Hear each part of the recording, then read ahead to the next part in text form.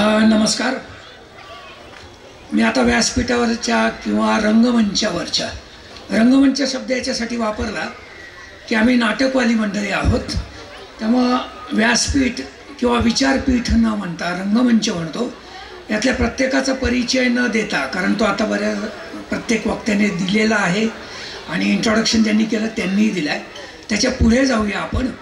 आणि सगळ्यात पहिल्यांदा रंगमंचावरच्या सगळ्या अतिथींचे, या महाविद्यालयाच्या, या तंत्रशिक्षणच्या संपूर्ण कॉलेजच्या संपूर्ण पदाधिकाऱ्यांचे आभार याच्यासाठी मानतो आहे की एका नाटकवाल्याला, रंगकर्मीला इथं आपण बोलवलं, सन्मानित केलं आणि इथं बोलण्याची संधी दिली, त्याबद्दल मनपूर्वक आभार.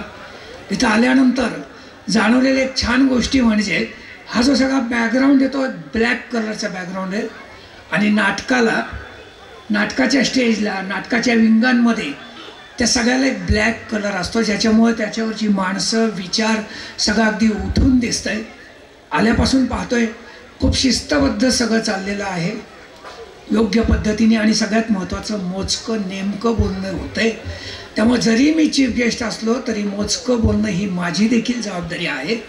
एक जास्तीत जास्त 5 मिनिटातच मी रजा घेणार आहे, कारण मला माहिती आहे समोर मुलांचा किंवा विंगेमध्ये मुलांचा काय उत्साह असतो आणि त्यांना पाहण्यासाठी आम्ही सगळे आलेलो आहे, मी आलेलो आहे.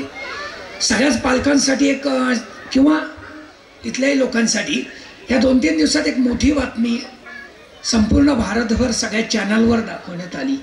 माझ्या मते कालच कोचिंग क्लासेस 16 वर्षाखालील मुलांसाठी बंद करण्यात आलेले आहेत आणि तसा अधिनियमच काढण्यात आलेला आहे. आणि या विषयावर प्रत्येकाची वेगवेगळी मतं असू शकतील, त्याबद्दल दुमत नाही आहे.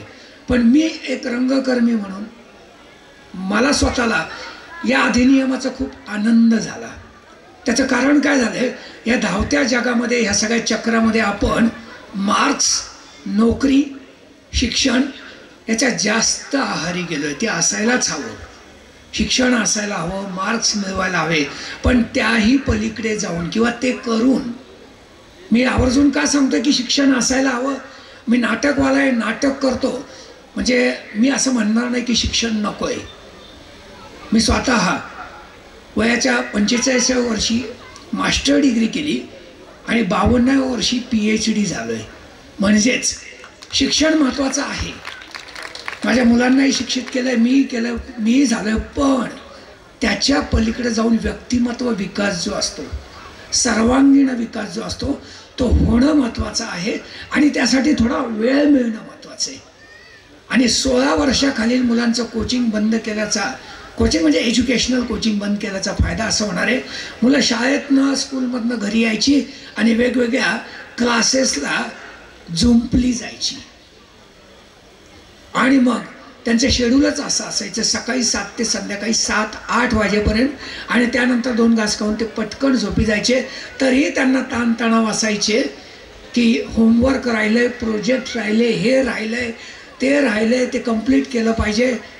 आता कदाचित त्यात एक सुधारणा होऊ शकेल. मुलांना 1-2 तासांचा का होईना त्यांच्या व्यक्तिमत्व विकासासाठी वेळ मिळेल. आता जसं स्पोर्ट्स असावं असं म्हटलं जातं, artist should be a philosopher and also athlete. आपल्याकडे स्पोर्ट्स आहे. आत्ताच मी ऐकलं की 2 स्पोर्ट्स टीचर आहे. सायमल्टेनियसली एक प्रश्न विचारला, म्हटलं कल्चरलचा कोणी पर्टिक्युलर शिक्षक आहे का? शिक्षण दिलं जातं इथं सुद्धा, सगळे शिक्षक मंडळी सगळी जबाबदारी घेत आहेत, पण त्याचबरोबर कल्चरलसाठी लक्ष देणारं एखादं स्पेशालिस्ट टीचर असेल तर ते जास्त चांगलं राहील, कारण शरीराच्या आरोग्याबरोबर मनाचं आरोग्य अत्यंत महत्त्वाचं आहे. आणि आता त्या विषयाला प्रचंड स्कोप आलेला आहे. 37 वर्ष सप्तरंग थिएटर्स चालवताना त्यातनं घडलेली मंडळी अगदी 2 वाक्यातच सांगतोय. National school of drama Delhi, serials, picture, Lalit Kala Kendra, व्यावसायिक नाटकं, यात 15 ते 20 माणसं आमच्या संस्थेमधली आज महाराष्ट्रभर नव्हे भारतभर झळकत आहेत. व्यक्तिमत्व विकास होतोय.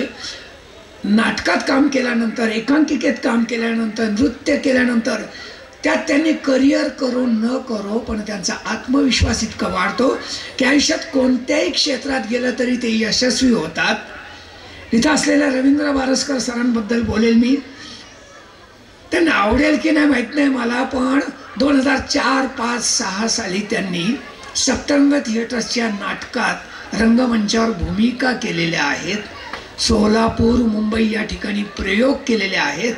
आणि नाटकात काम केल्यानंतर असं म्हणतात राजकारणी लोक सगळ्यात जास्त भारी कलाकार असतात, तर त्याचा फायदा मला वाटतं नक्कीच बारसकर सरांना झाला असेल। अर्थात त्यांच्या प्रचारामध्ये, त्यांच्या सगळ्या मोहिमेमध्ये एक मित्र म्हणून मीही सामील होतो, कारण चांगली चांगली माणसं राजकारणात आली पाहिजेत। त्याचं मूर्तिवंत उदाहरण इथं समोर आहे। पत्रकारितेत चोबेंसारखी माणसं असावीत, सामाजिक कार्यात किंवा कायद्याच्या याच्यामध्ये इथल्या पोटे सरांसारखी माणसं असायला हवी। आणि या तिघांचा विशेष उल्लेख करेल, एका एज्युकेशनल फील्डमध्ये स्पोर्ट्स आणि कल्चर ह्या सगळ्याचा मिलाफ त्यांनी केला आहे। मला बोलवलं आहे, आता मी इथं येऊन काय करू शकतो, काय देऊ शकतो त्याबद्दल एक 4 वाक्य बोलतो। गेली 3 वर्ष सप्तरंग थिएटरचं बालनाट्य म्हणजे 15 वर्षाखालील, बिलो 15 इयर्स, नगर आणि नाशिक केंद्रावर सलग 3 वर्ष पहिलं आलेलं आहे। आणि 2 वर्षापूर्वी महाराष्ट्रात अंतिम फेरीमध्ये 212 नाटकातनं 3रं आलेलं आहे।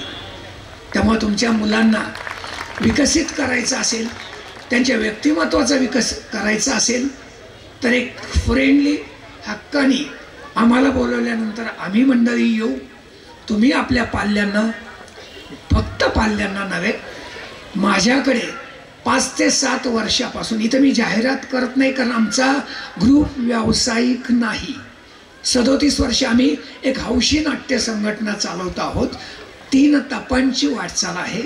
7 वर्ष वयापासून 70 वर्षाच्या व्यक्तींपर्यंत माझ्या संस्थेमध्ये आज लोकांचा सहभाग आहे।